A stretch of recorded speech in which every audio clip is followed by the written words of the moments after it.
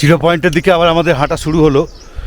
ফোঁটা ফোঁটা বৃষ্টি পড়ছে, দলের অনেকেই পঞ্চু পরে নিয়েছে, আমার পঞ্চু নেই, মানে ফেলে এসেছি, তো কিছু করার নেই, যাচ্ছি। তবে একটু রোদ উঠেছে, এটাই আসার কথা।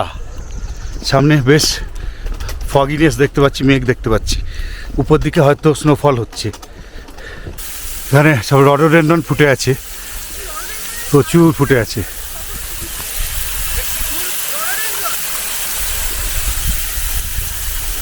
বেশ কিছু রডোডেন্ড্রন ফুটে আছে দেখতে পাচ্ছি।